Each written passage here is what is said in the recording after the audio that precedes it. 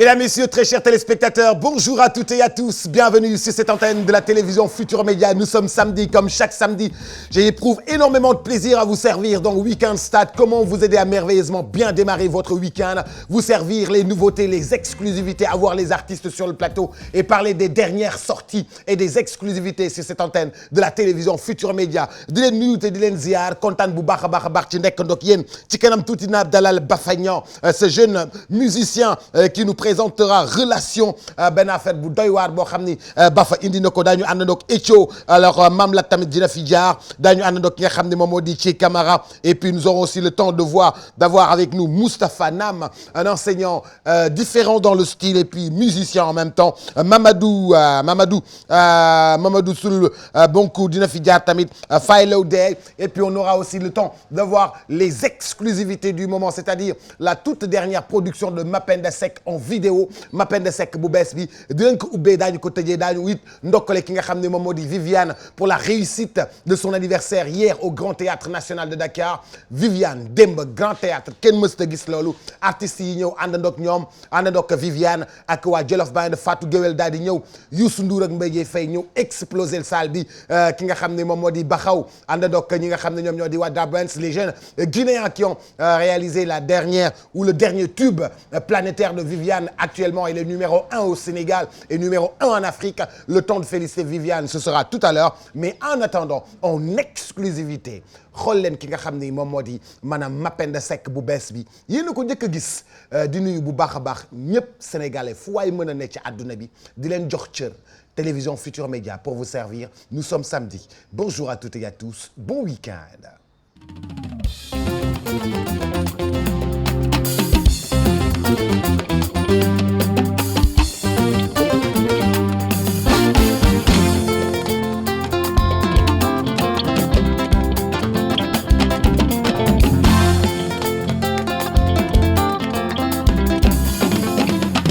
soo bëggee te bañ a tooñ sa liggéeyub yaay booy moo lay mën a walloo wuti am baax na nit ku nekk moom lay ñaanu baay barke na ci doom ku ñax te doo ku sonn yaay jariñoo doom yaay nañu àndandoo te bokku liggéey bi balaa baax dafa war a barkeel kon jubalal ma jubal loolu am na njariñ waay bul ma nax way bul ma war nañu liggéey yow de joxal nit ki waay li mu yel lool soo bëggee li ngay def barkeel joxal ma nit ki waay li mu yel lool soo bëggee li ngay def barkeel joxal nit ki waay li mu yel lool soo bëggee li ngay def barkeel joxal ma nit ki moom li mu moom soo bëggee li ngay def barkeel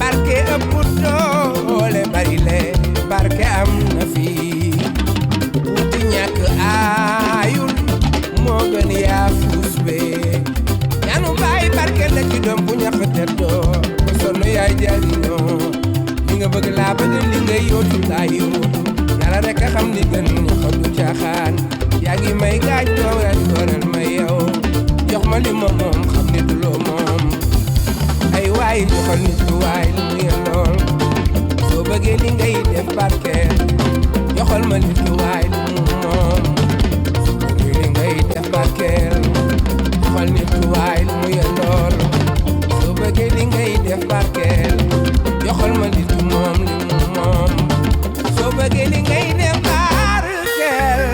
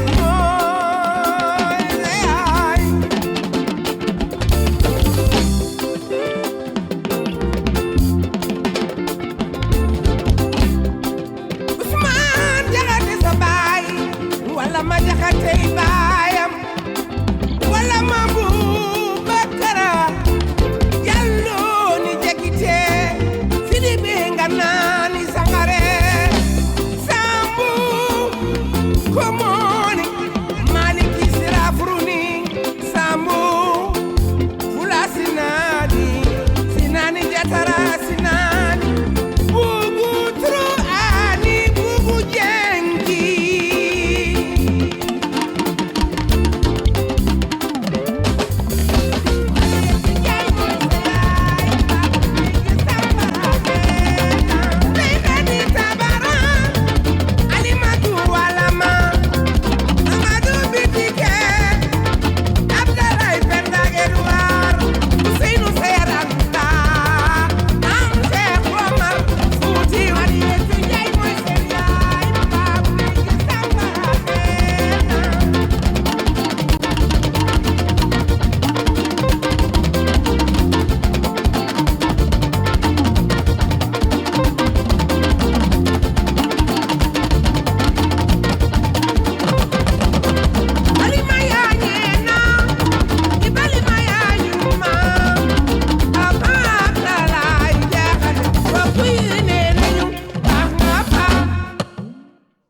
Original Mapenda Seck bu bees baa ngi noonu spécialement dédié à tous les téléspectateurs en exclusivité. Ça fait peut-être 3 ou 4 ans ou peut-être même 3 ou 4 ans qu'on n'avait pas encore eu de disque de Mapenda Seck. Alors ñu àndoon ak ki nga xam ne moom moo di Prince Art ci albumam bi nga xam ni ci disque bi nga xam ne moom la ñu mujjee woon jot là. Voici la nouveauté, l'exclusivité. Vous venez de voir, c'est un disque de 13 titres Mapenda Seck, 13 titres à découvrir. Préparez-vous en tout cas à vivre encore des moments de musique ak Mapenda Seck. Mapenda Seck. Alors dañ ko tëjewaat incha allah jox leen exclusivité bi le temps de féliciter Viviane pour son spectacle artiste spectacle waxuma ñëw rek way artiste spectacle démb Viviane dafa def spectacle au Grand Théâtre mais spectacle bu exceptionnel spectacle bu énorme jël temps invité yi mu denc leen ci ginnaaw ba def spectacle am def entrée def lépp ba noppi soog a indi invité yi mais Viviane félicitations c'était du vrai spectacle c'était un véritable show dédié à Bébé Fanta à Tours et Tata Bibi à Tours en France. Tati, c'est pour vous, c'est maintenant. Bébé Fanta, Tours en France. En tout cas, c'était tout simplement un spectacle époustouflant, un spectacle d'exception. La Reine du Jolof Band a pris le temps véritablement de prendre, de nous livrer un spectacle à la hauteur véritablement et puis le public a répondu, le public était bien là à ses côtés pour soutenir Viviane. Attention, Icho, xanaa neex nag dégg naa ne dafa xew te xanaa neex nag dafa nekk ambiance kon xanaa neex ñu xool al xanaa neex te dellu siwaat léegi xanaa neex.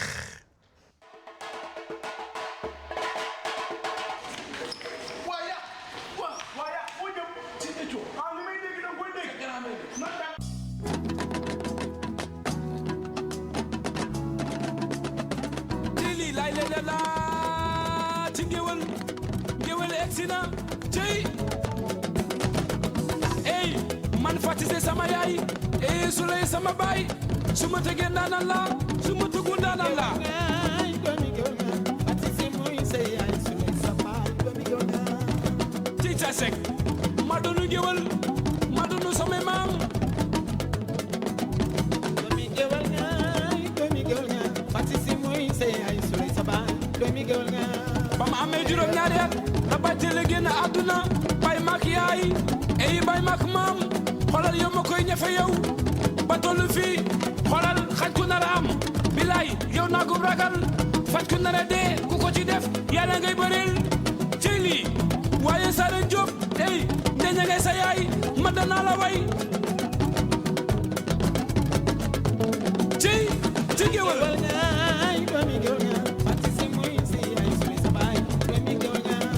jëf ci droog wax boo jëfee ñu fay la ko boo jëfoo ñu fay la ko fata yàlla tax waaye Pa Mor Lo jëm saare sa yaay bokku yaayu Yékini Senior ey ak Penda waaye Kumba Gey yaay sama mag ey li lépp yow Ndey Soxna Njaay waaye Fa Bintu feccal ma tëggal la ey feccal ma tëggal la soo ñëwee ci eco dinaa la tëggal xanaa neex Ansel Fall feccal ma tëggal la lii ma tëggal Njaay sama maam waaw waaw ma ca jolo lambay ma jigéen cey ma xëy damel way leen ma mu seewa ma di joo atu mi sandane way waaye Saalum Mbay mbokk yaayu Mamor Njaay ak Jëgg Mbay waaye Cheikh Fassi mbokk yaayu Bab Si yu jóg la yëngu Youssoufa Ñaa yaa doomi Grand Médine yow jógul yëngu Fajama Mbay mooy sama maam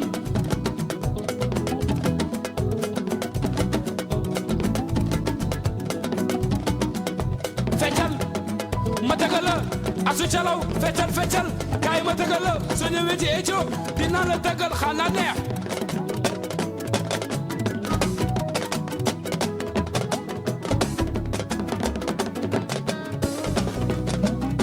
ay géwël lañu biir ay géwël lañu biir ay géwël lañu biir ey ta sekk la wax ci géwël fàtte sa sama yaay ma sullay sama baay doomi ndaana jeey waaw waaw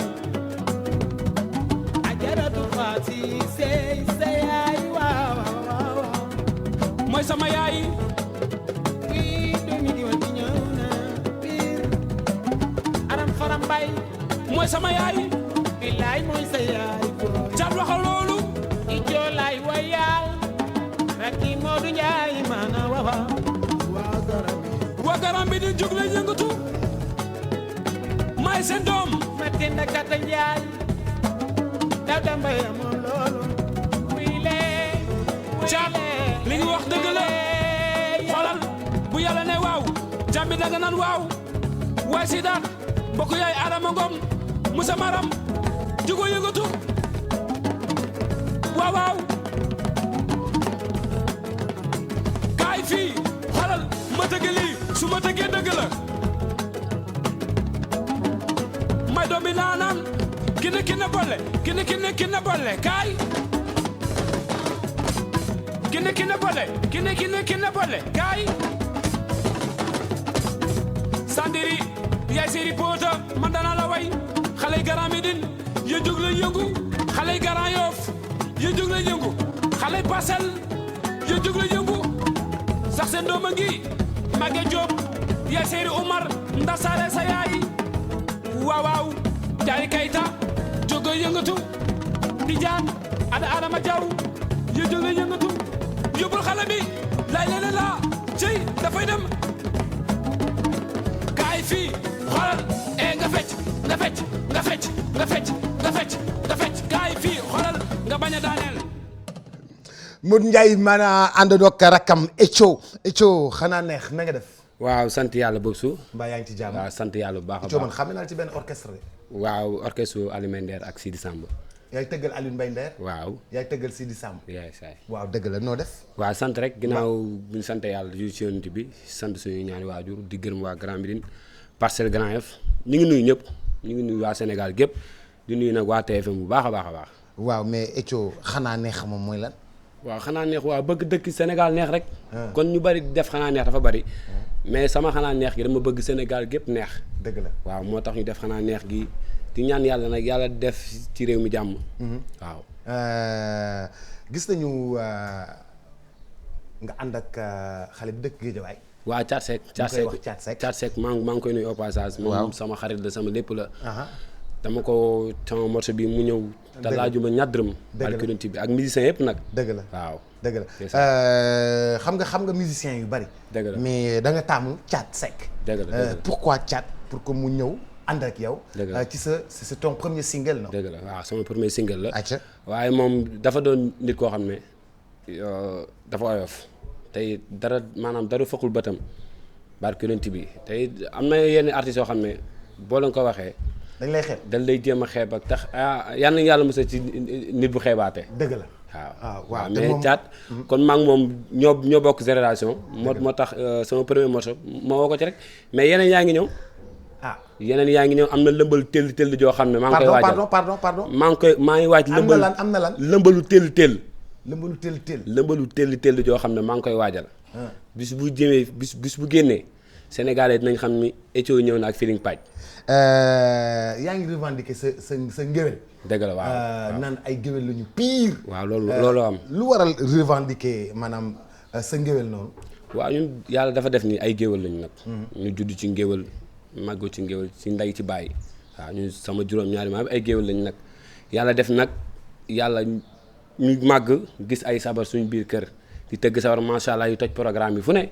xew yeeg ngénte yeeg mariage yeeg. xam nga da nga judd rek fekk ay sabar seen biir kër. waaw gis nga waaw moo tax it école ba yàgguñu fa. yaa ma gën a xam. waaw léegi bi ngeen juddu fekk sabar yi seen biir kër. bu leen nee jàngi leen ngeen dem tëggi. bu nee jàngi programme amee ñu ba fa jàngi yi dem tëggi. est-ce que waaw gis nga. loolu leen lu yóbboo nekk ay artiste tey. waaw gis nga tey looloo waral li yëpp tey maanaam maa ngi ciy sant yàlla nag bu baax. waaw parce que mënoon nañ defi leneen waaye kon yàlla daf ñu xiir ci ay sabar suñu papa di tëgg suñu yaay di way di fecc kon loolu sant yàlla la. sant yàlla waaw mënoon nañ def leneen. waaye gaa yi naan xaalisu ngénte xaalisu làmb moom a ngénte. waaw gis nga. waaye ñun xaalis programme ñu ngénte kon d'habitude. xaalisu programme moo ñu ngénte. waaw gis nga kon ñun ci programme yi la ñuy dox. waaw ci programme la ñuy dox. xam nga rek li olof di wax rek lu juddoo ci tàgg bu naan lu jaaxali mbokkam. waaw dëgg la waaw waaye nag li yëpp nag maa ngi koy sant yi samay nijaay. samay nijaay yi jëgg mbay. waaw parce que ñoom ñoo ñu tete ak ku ci mel ni Sidaat Bonbon ñoom bàyyiwuñu benn yoon ñuy sonn. Sidaat Bonbon mais yéen boo yéen seen kër war na neex de. ay grand jëgg fii ay Sidaat Bonbon fii ay Mon Ndiaye maanaa fii. waaw gis nga ay Ethio fii. gaale boobu war na toj de. gaale boobu maa la wax loolu de sa xam ne ngéwél bu ñu añee pare sabar yi day génn ak bongo yi. non mais naaj bi dafa tàng xalaat leen seen voisins yi ngeen bëgg a tëgg ci koñ bi noonu. xoolal bàyyi leen li ngeen def booy koñ bi ngeen tëgg noonu non wuy ma da ngeen dëkkandoog ay nit wuy ma booy déglu ma rek waa ngéwél nag dañ leen bàyyee li ngeen nekkee mënu leen dëkkandoog ay nit nit ñi añ ba pare war a sieste ngeen génnee bongo yi génnee sabar yi ci koñ bi bàyyi leen loolu yéen tamit. mais nag mais dëkkandoo yi ko bëgg xam nga dañoo am ay dëkkandoo yu baax nag am na ci benn maire boo xam ne moom dalaa bëgg tey rek tax. muy maire Fatou Diagne maa ngi koy nuyu au passage. maire Fatou Diagne waaye waaw maire Fatou Diagne këram laa logé. moom ñoom Fatou Naar. xam nga ku lim ba ngay juum. mais yow daal da ngay am jàmm. waaw dañuy bokk jàmm ji. yow da ngay am dañuy bokk jàmm mais nag li ma la wax noonu bàyyi leen si xel de. ngéwél gi gars yi bu ñu añee ba pare. dañuy sieste monsieur et madame. les enfants vont au lit. ñu dem tëdd. sieste récupérer un peu. mais bu ñu bëggee récupérer ngéwél bëgg génnee sabar bi ci koñ bi. dëgg la dëng loolu du sotti quoi. waaw mais xam nga loolu yëpp pour bëggee xol yi la. pour bëggee xol yi pour. non mais bàyyi leen ba 18 pour kenn bañ am stress. bàyyi leen ba ñu julli taksaan ba pare. loolu dama ni Boubsou loolu yëpp pour. loolu kenn bañ am waaw. yow sabar yeeg xanaa neex geeg. lépp ambiance bi yëpp. lépp anti stress la. maa la wax loolu. waaw léegi ngéwél ñoom bu ñu añee pare dañuy génne sabar yi génne bongo yi. dañuy génne sabar bu ñu amul programme moom dañuy génne sabar yi. ak bongo yi di ko waxtaane waaw teg ataaya yi ne. ak gerte caaf gi ak yooyu noonu di ko waxtaane nii tam ngéwél tam c'est compliqué de. añ ba pare teg si gerte caaf. maa la wax loolu. mais ngéwél daf leen ndànk rek. jël leen ay mangue ngeen dagg ko. moo Boubsou xam la moo gën a neex maanaam ñun géwél dafa am lu ñu yàlla defal macha allah. muy fu ñu nekk mu neex. waaw loolu am na. barke Serigne Saliou. loolu am na. ngéwél fu ñu nekk mu neex. dëgg la loolu am na. parce que suñu maamoo ñu ko def. dëgg la waaw moo taxit fu xew mu ñu nekkul moom. day lewet. géwél daal mooy xorom. maa la wax loolu. bu sabar yi ñëwul. bongo yi ñëwul. xew moomu baaxul. maa la wax loolu. day am lu ci manqué. lépp. Ethio bii mooy xanaa neex. nga ne yaa ngi ciy teg lëmbalu tell joo xam ne. maa ngi waaj lëmbal tell joo xam ne. waaw lu doy waar nag. lu doy waar lu doy waar barke yonent bi lu doy waar. yow la bokk ak Modou Ndiaye maanaa. Modou Ndiaye maanaa ñoo bokk benn baay. waaw mu jël doomam tuddee ma ko muy lu rëy nag ci man. ndeysaan muy sama xarit di sama lépp maa ngi lay nuyu au passage ñoom Babacar sama doom bàyyi. bàyyiwuma kenn maa ngi nuyu ñëpp. dëgg la waaw di nuyu waa Grand Médine nga ma jógee. waaw foofu moom Grand Médine nga jógee. non Grand Médine. Grand Médine en face stade Léopold Sédar Senghor. en face stade Léopold Sédar Senghor. waaw Grand Médine Grand F Parcelles bàyyiwuma fenn man fépp may béggee. waaw dëgg la. fépp ñoo may béggee. Ethio borom programme yu rëy yi. maa la wax xale jigéen saa ñu amee programme dañuy woo Ethio. xale jigéen ñi bu ñu amee programme dootoo ko defeti. billaay di nga dégg de di nga dégg rythme boo xam ne doo ko mës a dégg bés. maa ngi lay wax lu doy waar ay xale lañ nag mais macha allah. dañoo bëgg lu ñuy def. mais loo xam ci géer guy tëgg. géer guy tëgg. waaw xam nga maanaam géer dina dem ba doon géwél parce que xam luy waral loolu dëkkandoo nit boo dëkkee ay géwél say géer di ñëw di la fréquenté maanaam loolu day dem ba day dugg waaw day dugg virus bi day dugg virus bi ci moom moo lay dugg. mais merci beaucoup Ethio. waaw kontaan naa boobu xanaa neex fort na. waaw maa la wax loolu waaye nag maa ngi nuyu samay mag samay xarit. dëgg la sama ñëpp samay ñi nekk sama ginnaaw maa ngi nuyu ñëpp maa ngi nuyu sama ñaari mag yoo xam ne dañoo baax ci man muy Maguette Diop ak Bigué ak Koumba Gueye ak ñoom Angel Fall ku lim da ngay jum ñoom Jaari Kayta. sama jigéen yi baax yooyu. xam nga boo toogee télé boo limul nit nii. dëgg la mais maa ngi nuyu sama jigéen ñëpp nag. bàyyi ma kenn rafet na di nuyu waa Parcelles. rafet na waa Grand Yoff. rafet na maa ngi lay nuyu nag di la gërëm. waaw di nuyu Pape Doudou nag sama xarit ndax sonal naa ko trop. dëgg la waaw ndax moo waral lii.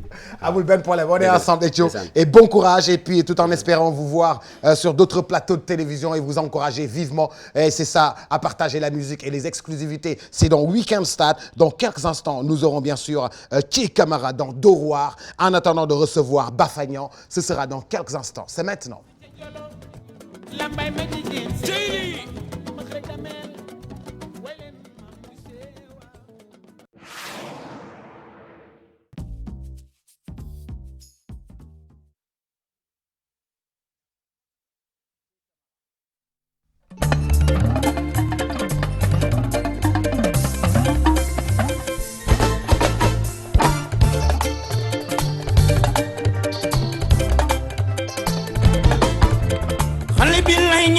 jar na ko lu ma mën a am moo ma ko gënal laaw dama lay ñaan sëy bi la ñu ñaanoo waaw waaw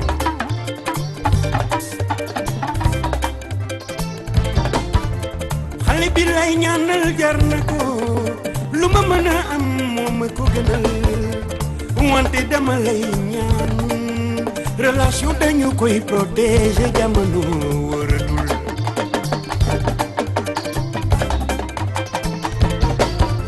loo ma mën a defal man te mayoo ma ko ni leneen loo ma maye ko loo ma mën a jox man te joxoo ma ko ni leneen loo ma jox ma joxe ko ni ma mel ci moom man ëlëm na ma xel du ko nangu xol jàpp ko lii lan la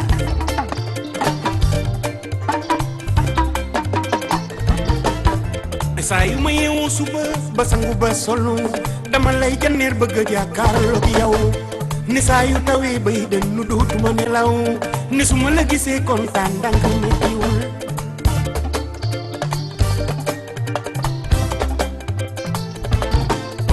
ni xale bu jigéen bi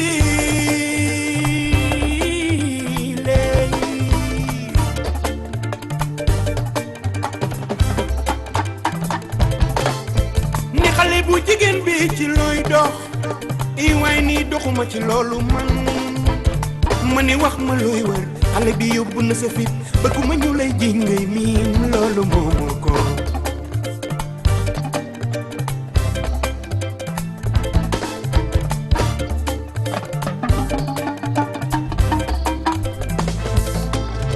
mbëggeel de tëddal na ma man ba kenn xamatul lu may nirool biiran ngi bëgg ma rey te tayuma ko li ma jàpp dal ba ma mel nii waaw waaw su bàyyiwul du ma ji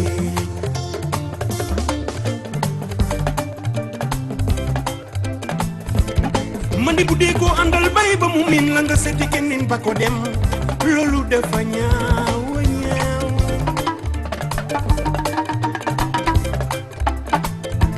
ndax ki la bëgg ci xolam ba mu jeex yow te gisul keneen loo am bokk kook moom saagal ko war na la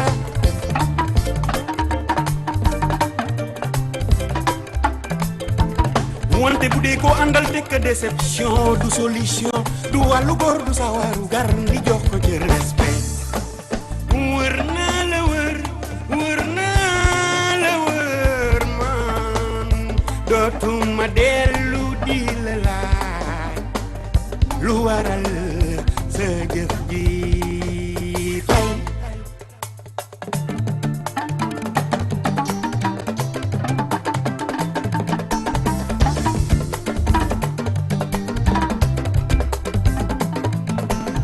man dama xamul lan la may niru ndax weekend bi tey coow la ñu yendoo bàyyil xultu ak mer bi feccil sa kanam wax ma li la metti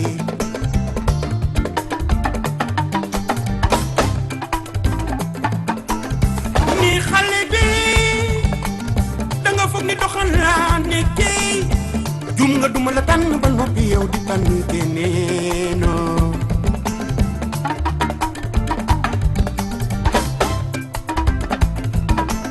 tey le vendredi samedi yegsi na doo ma may jàmm yow mi lan mooy weekend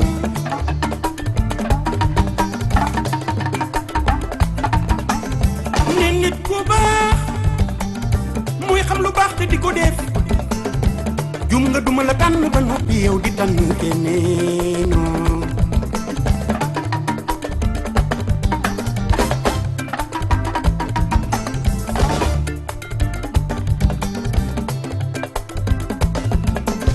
sama téléphone bi ngay jël di ko vérifier appel boo jegee si bëgg ma wax la ko tey la vendredi samedi yegsi na doo ma may jàmm yow mi lan mooy weekend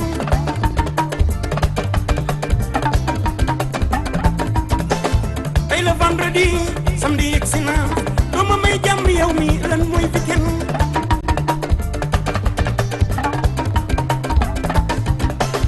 sama téléphone bi ngay jël di ko vérifier appel boo ci gis bëgg ma wax la ko tey la vendredi samedi yegsi na doo ma may jàmm yow mi lan mooy weekend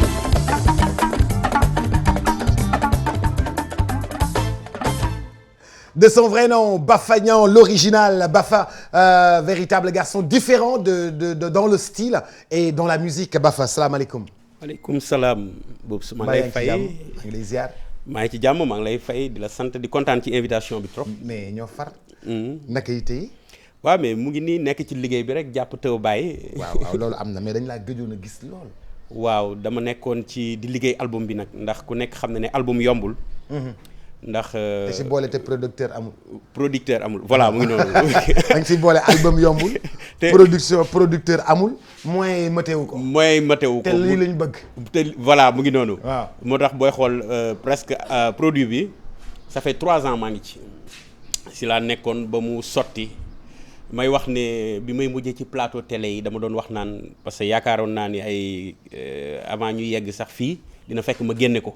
dëgg la mais xam nga yàlla ak dogalam. mais nit da ngay def ndànk ndax lu jot yomb. dëgg la bi ma defee ndànk ba lépp mat après waxatuma dara. mais xam naa ni daal album moom defi naa talent mus naa seetaan sa benn émission yaak ndeer mu ne talent lu tuuti la ci artiste. ci vie wu artiste. mais gis nga moyen. moyen artiste boo amee talent te amoo moyen aussi man ba fa xam naa ni. teg naa ci sama bët quoi. li Alioune Mbaye Nder doon wax noonu. loolu ma doon waxtaanee ak Alioune Mbaye Nder noonu. dama ci jàngat lu bëri. dëgg la mais moyen mooy def artiste. moyen de communication. moyen ngir mën a def ay affichage. moyen ngir mën a def publicité rajo. moyen ngir mën a def publicité télé. moyen ngir indi artistes yu studio. moyen ngir louer un studio. moyen ngir def mixage bu baax. mais bu si yow man su nekk da nga may xalaat loo am na benn moyen ngir mën a tourner vidéo. am na benn jour man ak Papis Ndoye suma manager dañu toog di def di calculer li ñu dépensé.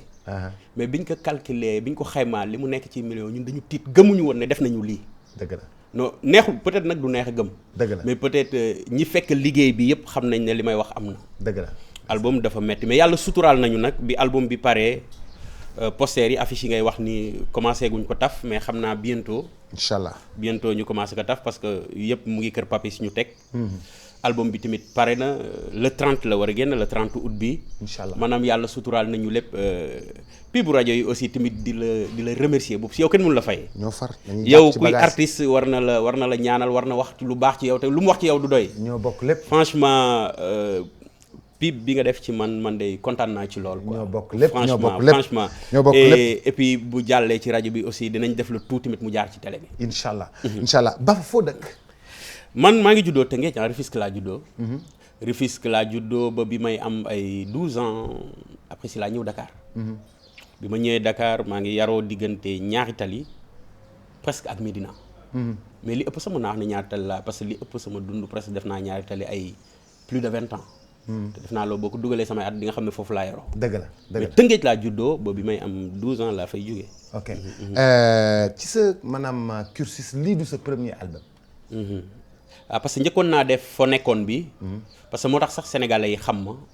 parce que foo nekkoon bi yàlla daf ci defoon sutura nag parce que foo nekkoon bi franchement jamono boobu bi Abou Cibolo di génne son boobu la ok Wally Seck di génn waa ñangeen bi temps yooyu moom defoon na buzz trop ci télé yi moo tax sax Sénégal yëpp xam ma dëgg la defoon naa tour télé yëpp ak rajo yi bari woon naa invitation bari na fu ma doon joué tamit dëgg la bari na fu ma doon joué dem naa ba joué live te single la woon dëgg la dëgg la dem naa ba di joué live te single la woon dëgg la moo en fait bi loolu jàllee nag après ñu bëri dañ ma doon topp di ma laaj album bi kañ lay génn mais defal album moo diggante bi mu xaw a yàgg ma ni tee ma defaat single mais comme dama waxoon ci télé yi ne album laay def su ma defaatee single du am sens ma ni non li ñuy dépensé ci single nañu jël suñu temps def ko album dina metti mais ñu def ko album dëgg la parce que nit loo bëgg rek da nga ciy sonn dëgg la c'est un disque de combien de titres 6 titres la 6 titres war a génn le 30 le 30 août le 30 août bii nii ba fa gis nañu ne affaire bi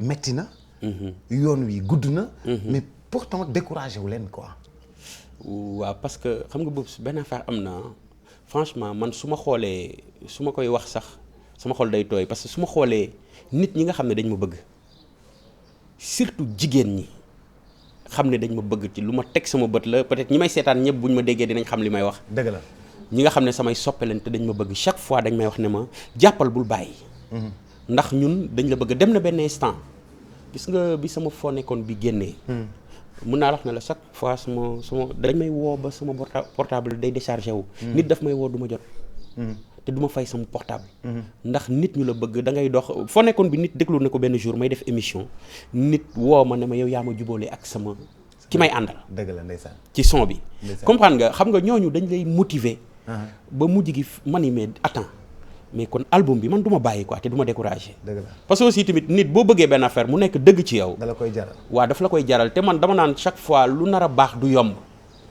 te nit boo jàppee ci benn affaire mu yomb nga bàyyi man comprendre parce que àdduna dara yomb la liggéey boo gis koo gis mu ngi sonn ci li muy tekki dëgg la tu as vu léegi nag boo nee damay aw ma ku ma jàppale wala foog ma dem nit ñi jàppale ma bu ma nit ñi jàppalewul damay baisser les bras non man damay foog ne gëmoo loolu ni ngay def mooy am nga talent mën nga ko da nga ko fay bàyyi uti les moyens bu jaree 3 ans ou 4 ans artiste nga prends ton temps parce que affaire bi du compétition jëlal sa temps nga liggéey boo liggéeyee ba pare nga teg fa dem uti les moyens boo amee moyens nag boobaa nga dem studio di def ndànk par ndànk ba affaire yi taxaw bu manqué waatee tamit nga daw utiwaat moyen ba keroog muy taxaw parce que yaa ngi tant que yaa ngi dund yaa ngi karaw gu ñuul tu as le temps dëgg la waaw man daal noonu laa ko gisee noonu laa def ba yàlla sottal album bi mu sotti quoi. alhamdulilah alors déjà les premières réactions parce que déjà single bi commencé na jàll ci rajo yi.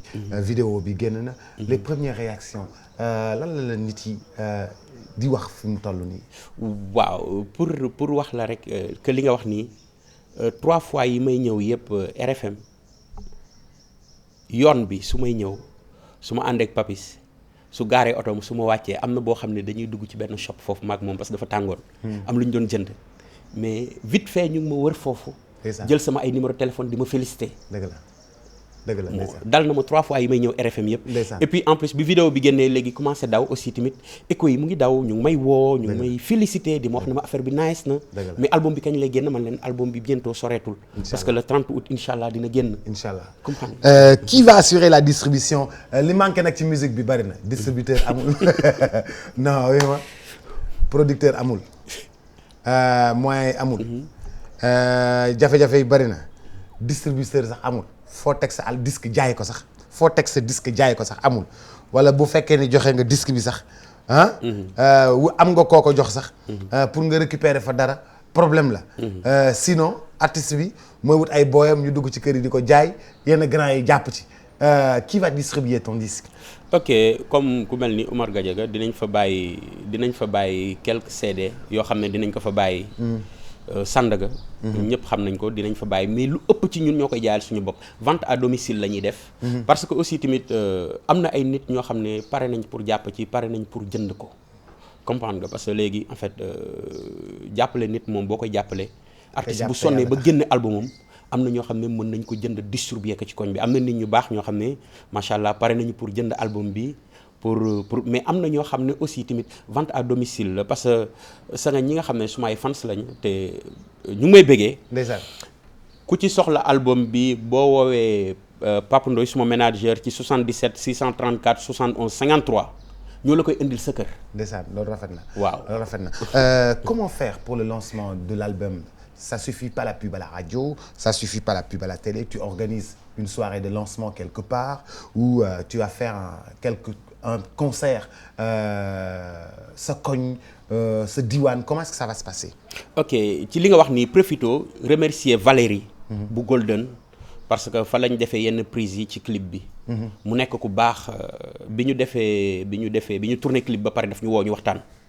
mu ne ma man sama contribution ci yow comme dañu yàgg xamante parce que lu mu sa xew Golden joué nga anniversaire u Golden yu bëri joué nga fi def nga fi ay prestations yu bëri lu musul am Golden kenn musu fi joué soirée en live. dëgg la li may wax nii ñi mus a dem Golden yëpp xam nañ ko. Golden c'est carrément discothèque internationale. voilà man ci télé laa toog di wax nii. mu ne ma dinaa la defal nga joué fii soirée en live. moo tax nii may waxee ak yow actuellement nii. commencé nañu entaminer répétition yi blessé nga ko. incha allah parce que mooy nekk suma première soirée Golden lay nekk. macha allah bu boobaa. ñi xamul Golden mooy boîte de nuit bu toj boobu nekk Point E. wetu pâtisserie ambassade. boîte de nuit bu toj boo xam ne discothèque internationale rek lay dem. boo duggee ci sous-sol la nekk boo fa duggee da ngay mel ni da nga nekk ci beneen dëkk.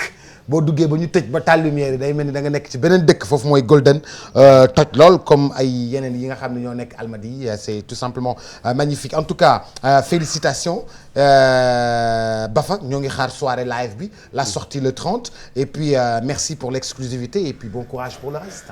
ok waa léegi ma bëgg a profiter pour remercier ñi nga xam ne dugal nañ ci seen loxo te jàppale nañ la. ndeysaan di ko njëkkee ci suma manager Papis Ndoye du nalaw guddi ak bëccëg.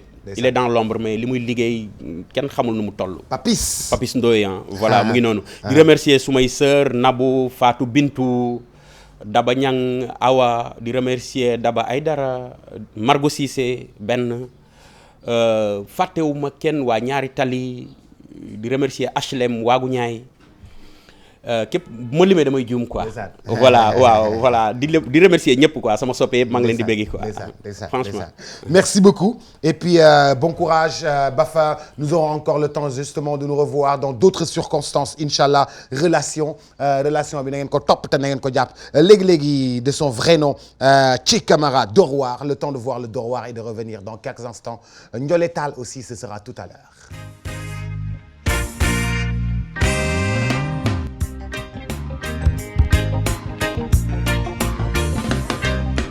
jógal te dem liggéeyi jógal te dem ñafe ji jógal te dem liggéeyi fayti jógal te dem liggéeyi jógal te dem ñafe ji jógal te dem liggéeyi fayti nit ku nekk danga war a waar dooril waar na molo waar tayo yow danga war a waar nekkal ci waar xeex ko te ñafe ko tuuti ko aduna dara yomb fi waaye yoonu ndam soriwul demal dori waar oo bul yaakaar kenn ndaxte yàlla kenn la oo bul yaakaar kenn ndaxte yàlla kenn la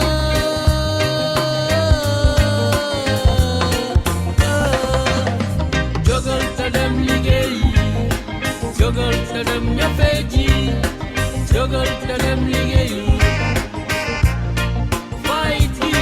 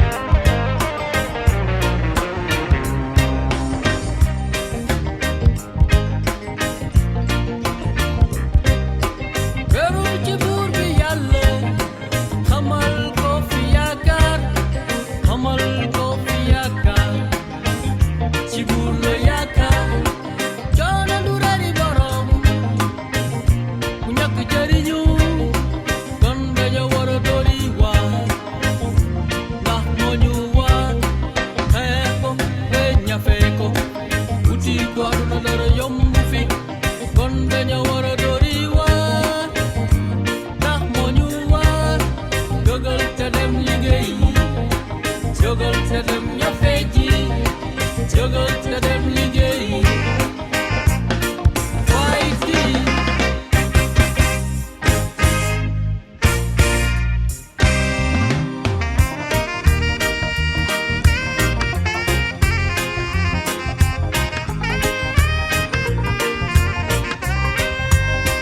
Oh, réveille-toi, on dort pas ici-bas. Oh, réveille-toi, lutte pour ne pas être en bas, car la vie est un combat. Lutte pour ne pas être en bas, car la vie est un combat. Frappe, on t'ouvrira. Cherche, tu trouveras.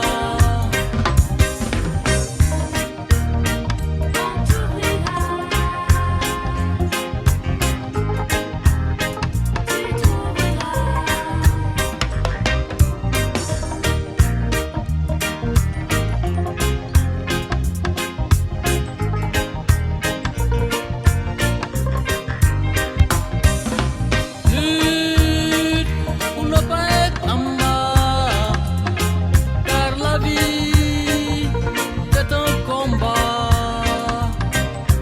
Frappe, on t'ouvrira.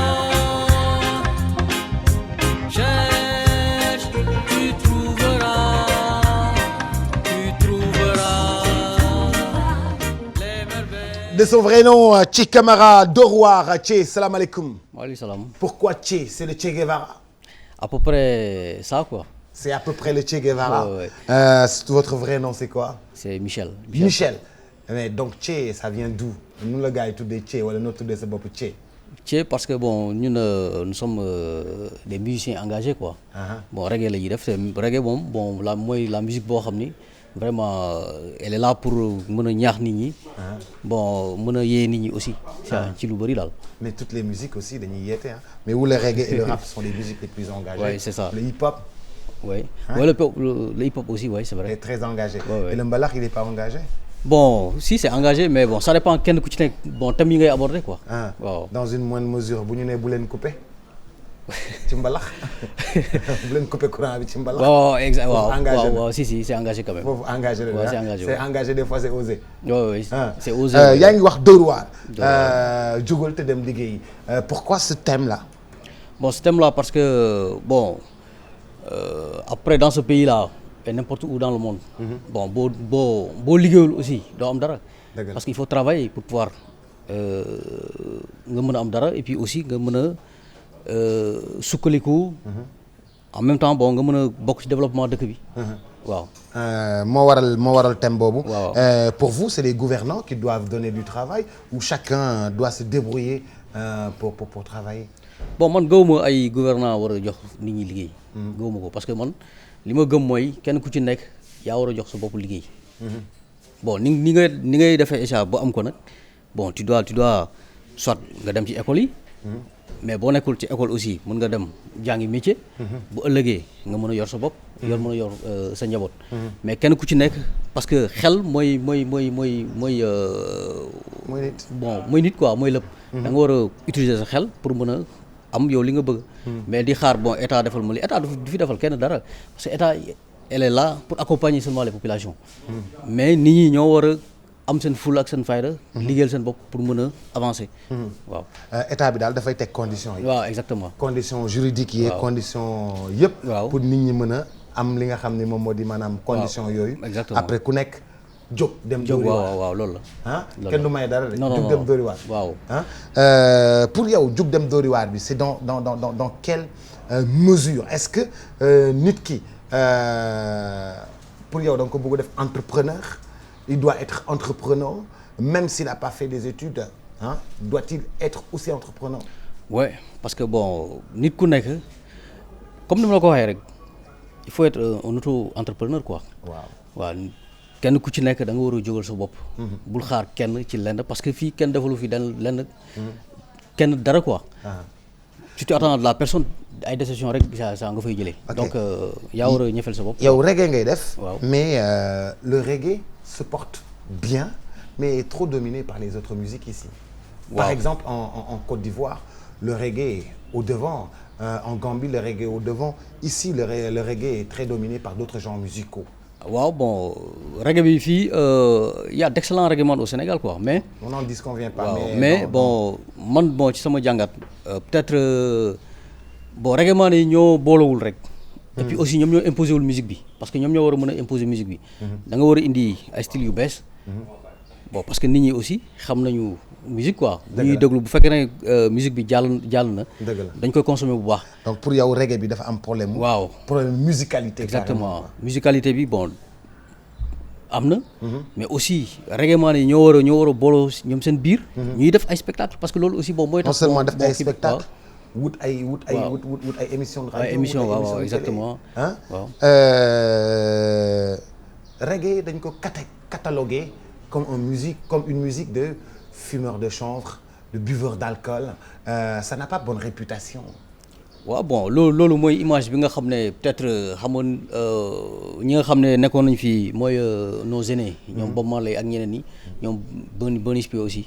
loolu lañu bon véhiculé waaw bon peut-être gars yi dañuy gis rasta yi ñuy am. Ouais, bon en mais même temps bon quand même mais cette musique-là waaw. elle est cataloguée comme une musique de fumeurs de chanvre, comme une musique de voilà.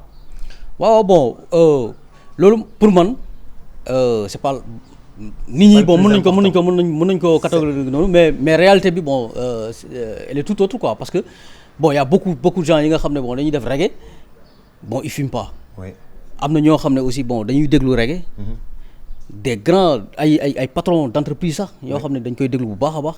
tey ñoom bon ils sont pas dans ce lot là. mais bon kenn ku ci nekk ak sa tu as ta vision des choses quoi. bon boo gisee un reggaeman tu dis que non le gars là il est comme ça bon mais loolu man mentalité sénégalais yi. ou bien mentalité adduna bi nit ñi bon ñoo war a changer aussi. parce que bon c'est pas parce que bon tel il a des dreadlocks. C'est rare de voir un reggaeman comme toi, sans dreadlocks, sans rien du tout, avec la tête bien rasée, en Lacoste comme ça.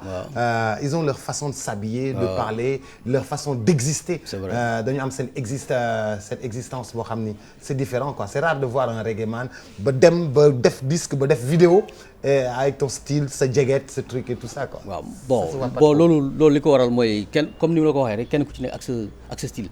bon man gawuma ay boo nekkee rek reggaeman il faut nga tuux wala nga naan wala xam nga am ay dreadlocks man gawuma yooyu man li ma gëm mooy reggae c'est une musique comme toutes les autres musiques. Yes, sir. waaw bon Yes, sir. aussi bon nit ñi presque bon musique la boo xam ne ça domine dans le monde.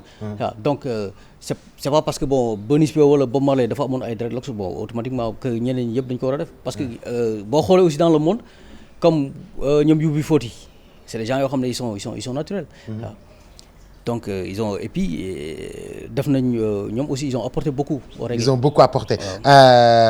Alors dites-moi ci wàllu spectacle est-ce que reggaeman yi di ngeen di jouer lu bari fii. boo reggaeman yi bu ñu def publicité da ngay dégg Baara Mundi mbalax bi fii. acoustique bi fii folk bi fii mais rarement ou bien lors de la commémoration de la mort de Bob Marley le 11 tu entends quelques spots mais ça s'entend pas très souvent. waaw bon mooy li ma la wax rek parce que peut-être reggaeman sénégalais yi. bon ñoom ñoo deful. ay initiative yu doy quoi mais sinon reggae bi war na mën a imposer au Sénégal. mais man sama objectif loolu la. ok bon que reggaeman yi waaw fexe waaw ay soirées ay concerts surtout ay concerts. parce que bon loolu mooy tax bon nit ñi consommer aussi bon la musique. loolu mooy tax aussi bon musique bi mën a imposer wu. super super en tout cas merci qu'est-ce que vous faites dans la vie hormis la musique. bon lan nga jàng lan nga liggéey. non je suis artiste peintre. Vous êtes artiste peintre. waaw et musicien en même temps. musicien en même temps. Artiste peintre et musicien vous habitez. à Ouagouñaay. Ouagouñaay. waaw. Bon courage. Merci. Très ravi de vous avoir reçu et Merci. très ravi d'avoir partagé ces réflexions avec vous. merci merci. Bon courage. merci. jaajëf. Ok. Merci beaucoup de son vrai nom Che Camara El Che Guevara. Tout de suite Moustapha Nam, le fameux Merci. Le disque est déjà avec moi. Nam Trio et puis Merci, l'Afrique qui sourit, Sopeku, I Am Lost, Ki et puis Jang, spécialement dédié aux universitaires et à l'éducation en général. Regardez la vidéo, je vous retrouve dans quelques instants.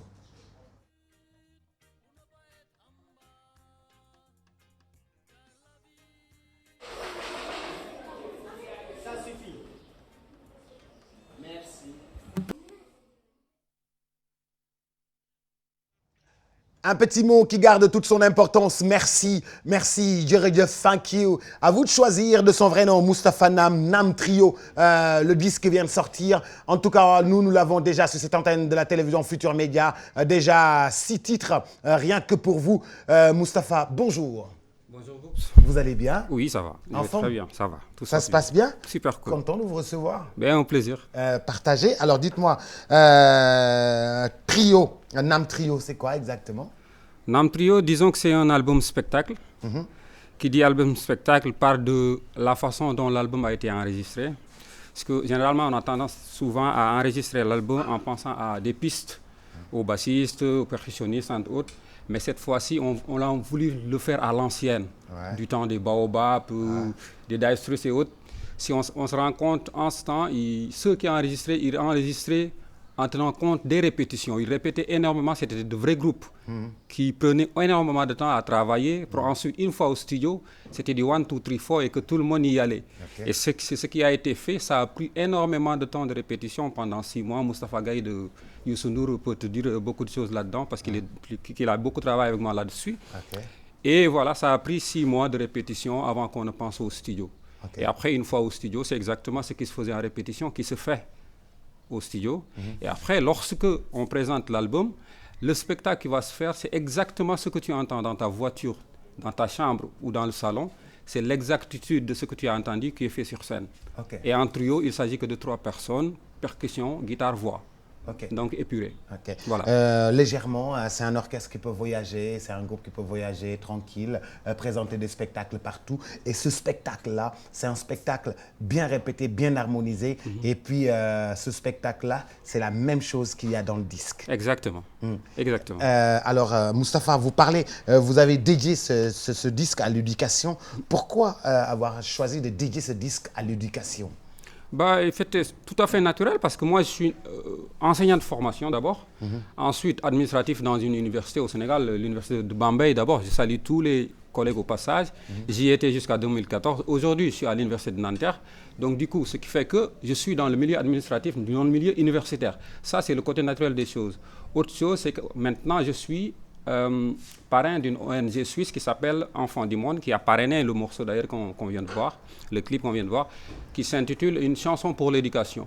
Ce qui fait que les artistes retenus au Burkina, en Suisse, en France, comme au Sénégal, parce qu'au Sénégal, je suis parrain avec Karoudi, on parraine une école, on parraine une salle de classe et on travaille avec les élèves pour qu'ils comprennent exactement comment les artistes travaillent, mais aussi essayer de conscientiser les élèves sur tout ce qui se fait. En fait, tout ce qui se fait, je vais parler de vertu à surtout inculquer aux enfants.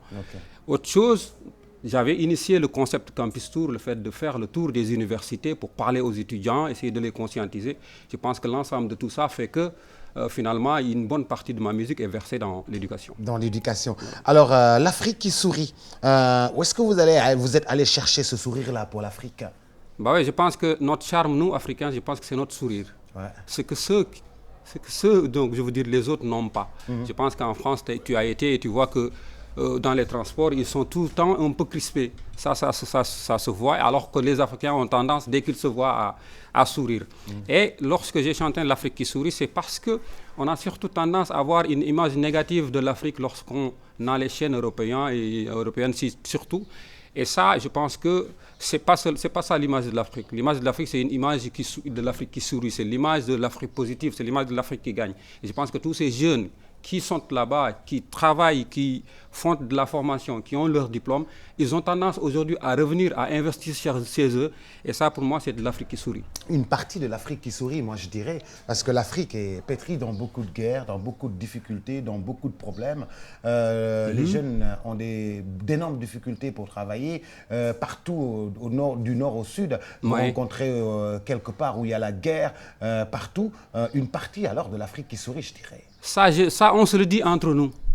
entre Africains, on se dit nos choses, on se dit ce qu'on doit corriger. Mais on ne doit pas accepter à ce que ceux de là-bas aient tendance à n'utiliser que les domaines négatifs de chez nous. Et moi, je pense qu'il nous faut, nous, toi, tu as le micro, je pense que tout un chacun t'écoute. Et je pense que le côté positif de l'Afrique également doit être élargi davantage, doit être rendu visible. Oui, rendre visible, mais surtout ne pas oublier la réalité. La réalité, on n'oublie pas. La preuve, je te disais tout à l'heure, qu'on doit en discuter entre nous, Africains, qu'on se dise les choses. Il y a des choses, par exemple, moi j'ai un morceau qui s'appelle Démagogue, qui ne figure pas dans cet album. Je parle de celui qui a tendance à se dire, voilà, élisez-moi. Et lorsqu'ils sont élus, ils nous oublient. Et ça, c'est entre nous. Je le dis, je n'ai pas tendance seulement à penser que l'Afrique, il n'y a que le côté positif. Il y a du négatif. Tout comme en France ou aux États-Unis, il y a du négatif. Il faut se le dire. Et même un chef d'État africain, je pense qu'ils ont tendance à flinguer beaucoup les chefs d'État africains, alors que beaucoup de choses se font en France et aux États-Unis. Et nous, on ne nous le dit pas ou on ne le dit pas. On ne se le dit pas en tout cas. Okay. Voilà. Okay. Moi, je suis un afro-optimiste et je pense que l'Afrique est l'avenir du monde. Un afro-optimiste comme beaucoup d'entre nous. Nous pensons qu'aujourd'hui, il est possible de faire énormément de choses en Afrique, quelles que soient les difficultés que nous traversons. Un afro-optimiste, il y en a aussi des afro-pessimistes. Il y en a beaucoup. Il y en a énormément. Il y en a énormément. Alors, I Am Lost, vous parlez de quoi dans I Am Lost? Qui est perdu? I Am Lost est un texte de mon producteur, tout comme Qui. Donc, en fait, c'est un producteur que tu connais parce que c'est lui le directeur du festival Only Friends. Ok. Et moi, je suis le festival. Vous avez eu le temps de... Voilà, vous avez eu le temps de le connaître. Ouais. Et du coup, lui, il est parolier et en même temps artiste, musicien. Et son vœu le plus cher était de me voir moi prendre pas mal de ses morceaux et également de les reprendre. Et du coup, Am Lost en fait partie et qui parle surtout de quelqu'un qui a été abandonné sur le plan cordial. Et voilà. Ok. Et ce petit mot-là, merci, vous voulez que le monde s'approprie ce petit mot-là. C'est quoi le message de merci? Merci, c'est un message de reconnaissance. Et je parlais de vertu tout à l'heure par rapport aux enfants, mais je parle surtout de merci pour simplement remercier tous ceux qui, de près ou de loin, ont participé à tout ce que je fais. Et je pense que nous tous, chacun de nous a eu à être aidé par quelqu'un. Et c'est l'occasion de dire merci. Et point. Merci à tous ceux qui ont tendu la main, qui ont soutenu, qui ont été là pendant les moments difficiles, qui sont là et puis qui seront encore là demain. Merci. C'est une véritable bonne casse de résonance. Ouais, je dis merci. Alors, Moustapha, le prochain spectacle, il y en a à Dakar, même si vous êtes à Nanterre, il y en aura à Dakar? Oui, en fait, là, mon voyage, cette fois-ci, c'était surtout pour être au contact avec les médias. Ça a été fait, on s'est rencontrés à Saint-Louis. C'était l'occasion de faire toutes les radios. J'ai même été jusqu'à Podor, Dagana, Richard Toll, rencontrer toutes les radios et poser l'album sur place. Parce qu'ils ont toujours voulu que moi, je suis un natif et un enfant de là-bas. Donc, c'était l'occasion de le faire, de médiatiser l'album. Mais l'album n'est pas encore sorti. Il sort le 7 octobre à la Boule Noire à Paris. Ensuite, je reviens au mois de février normalement et faire la tournée au Sénégal. C'est là où il y aura une sortie au Sénégal au mois d'octobre. En tout cas, moi, j'ai gardé jalousement le trio. J'ai gardé jalousement, j'ai le gardé pour moi. Et puis, comme j'ai l'exclusivité de la vidéo, j'ai aussi l'exclusivité du disque que je ne vais pas rendre du tout et que je diffuserai à la radio. Et en même temps, ce matin, j'ai eu l'exclusivité de Bafa, j'ai eu l'exclusivité encore de Mapenda Seck. Alors, c'est la chance. Non, super. Pas bon, non, super. Merci beaucoup, Moustapha. C'est moi qui vous remercie. En tout cas, bon courage. Bon plaisir. Très fier de vous connaître à vos débuts jusqu'à aujourd'hui. Merci. Et puis, li ci des yàlla na si yàlla def barke comme on dit. Merci beaucoup. maa ngi nuyu tout le monde maa ngi nuyu sama mbokk yëpp ñëpp ñu may seetaan maa ngi leen di nuyu et puis ku ma ci gisul rek xam ne dama ñàkk jot. Mais sama xol mi ngi ci yéen et que Bambey, Waalo, Fouta, partout, je remercie tout le monde et merci, à très bientôt. Moustapha Nam, alors voici Fireflow, Day I Am, à voir absolument sur TFM.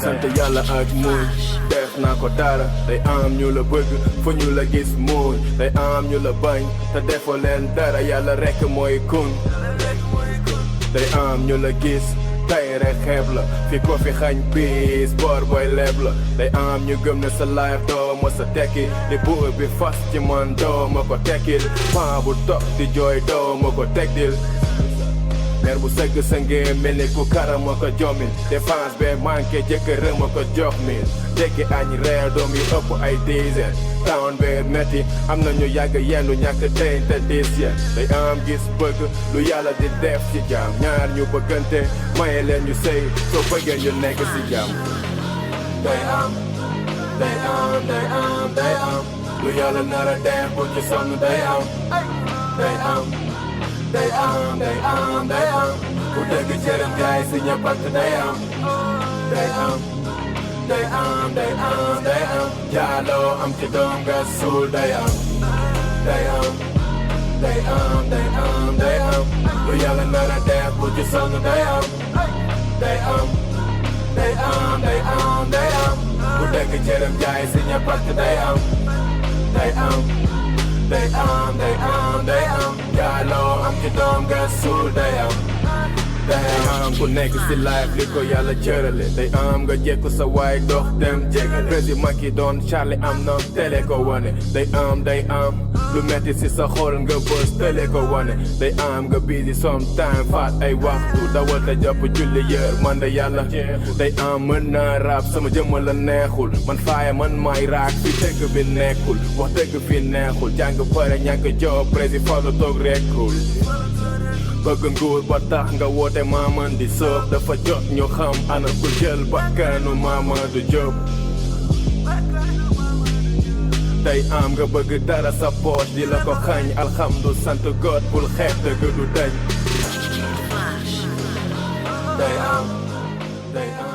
day am day am de son vrai nom Fireflow salaamaaleykum. maaleykum salaam Sénégal Boubs Weekend Star maa leen di bëggee képp koo xamante ne ni yaa ngi seetaan émission bi nii en direct di bëggee ñëpp quoi di bëggee sama waa gaale salaamaaleykum Sénégal. yes maaleykum salaam Fireflow fu mu dëkk.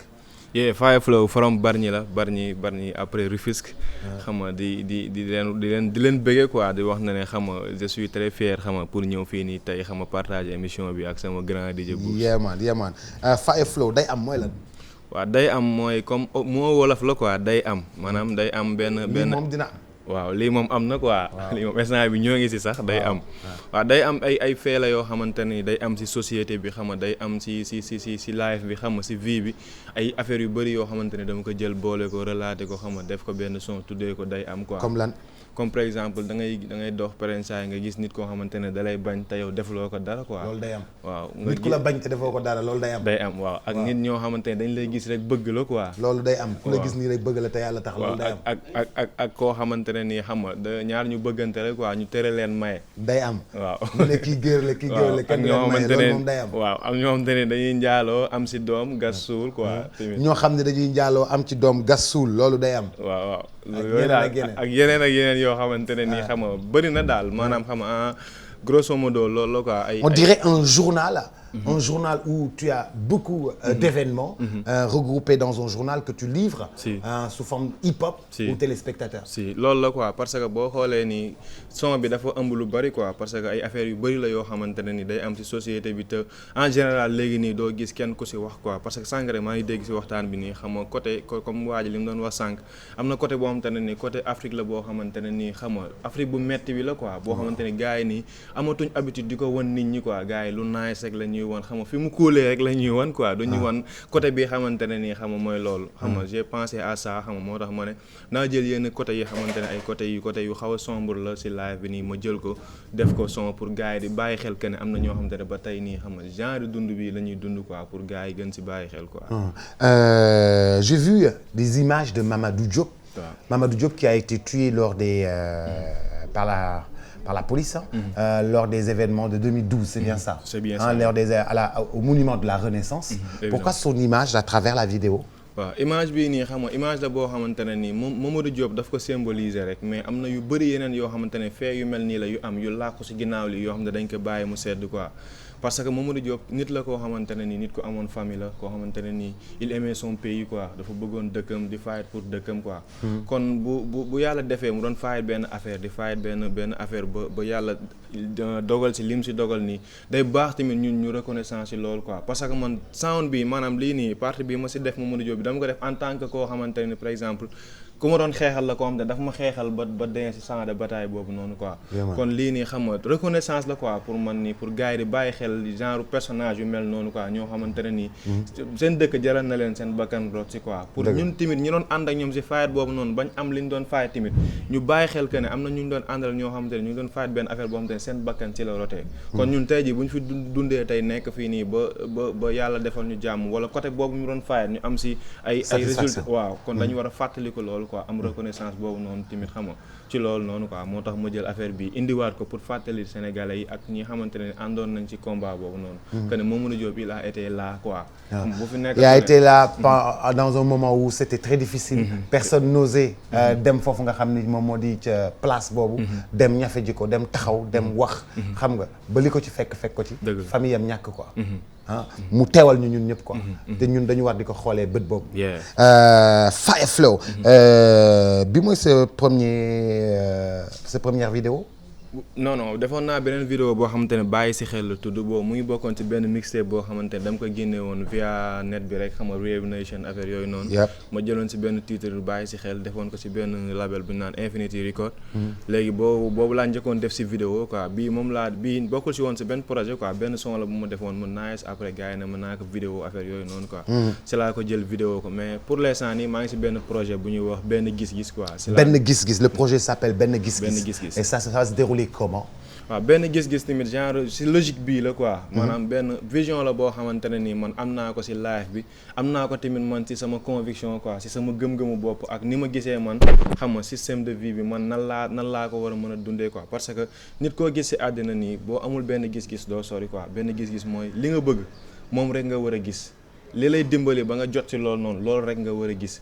benn gis-gis tamit ci côté parce que boo xoolee ñun instant bi dama koy faral même si rap bi dama koy dégg parfois rappeur yi rap bañ naan kii Illuminati la ay benn bët bi boo solee tiset benn bët mais gars yi ñoom ñi def loolu ay nit rek la ñuy xalaat quoi ñu ñëw xalaat ba créer seen affaire na benn gis-gis ñoom bu ñu fekkee ne seen benn gis-gis boobu côté négatif bi rek lañ gis pourquoi ñun ñi xam dañ gëm yàlla wala ñun ñi xam te ne chrétien lañ ñoom instant la ñu gëm ak yàlla instant li ma la pourquoi ñun waruñoo mën a ñoom li ñu mënee jël satan bi wala jël li négatif rek gis ko pourquoi ñun duñ gis li baax rek xam nga am benn gis-gis boobu noonu rek xam nga fexe di véhiculer loolu di ko dox di ko wax. pourquoi ñu war a mën a tiit que ne ñoom benn bët bi buñ la nii rek Sénégalais bi tiit ne waaw benn. Qu'est-ce que vous faites dans la vie? moi dans la vie xam nga man damay jàng damay def formation damay job tamit quoi si sama benn grand boo xam te ne Akola Samb la xam nga bëgguma wax turu société bi affaire ma koy bëggee de passage xam nga ñun daal lépp loo xamante ne ni jeune bu tolloo si jeunesse am mu ngi koy def ñu ngi si quoi ñu ngi jàng ñu ngi liggéey ñu ngi rap xam nga wëree fa quoi anyway. Siare, nice na en tout cas Fire Flow bon courage day am l'inspiration est magnifique. Merci. Et puis rendez-vous bu projet bi pare rek. amul problème maa lay xaar. Merci beaucoup Mamlat Rap Revolution le temps de voir Rap Revolution et puis après ci kanam tuuti daañu dalal ki nga xam ne moom moo di Mamadou Sulu Banko et puis Ndiolé Tall dans quelques instants tout de suite Mamlat Rap Revolution.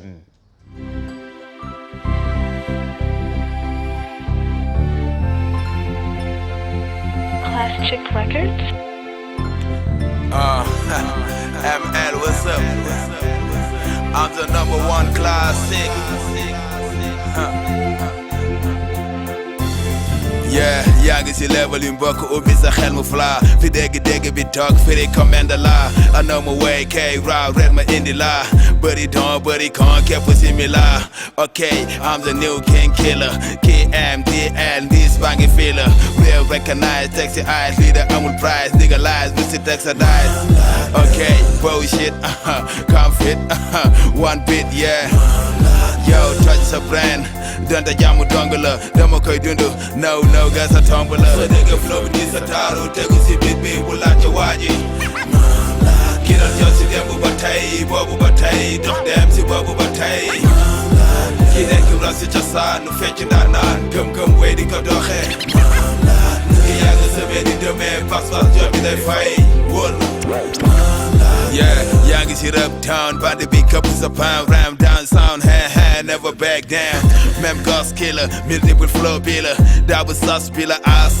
IP the J is back aji rap tag real rap like Mac check SOP tey bandi bi rap ki nga ka day deep duma la may jàmmi ru head kill do sip sa papa si rapper dan sapa rapper lo sa niveau bi waaji di drop jàpp rapper bul teg cerveau bi waaji di roll so yaa ngi ci down slow dëkkal di how low bro so bang bang fu tang lii du ngor a keng dang dang fu tang laata jant bi feng mën a leen rap bëgg a lëmbe fii town bi dellu leen clap lii mooy first round bi sa dégg flow bi di sa taaru tegu si bit bi bu laajte waaji ki doon ñëw si démb ba tey boobu ba tey dox dem si boobu ba tey ki nekk ras si cosaan nu fecc ndaanaan gëm-gëm wey di ko doxee ki yàgg sëbee di demee pas-pas jot bi day fay wóor yeah, say my name nigga, say my name nigga, say my come on.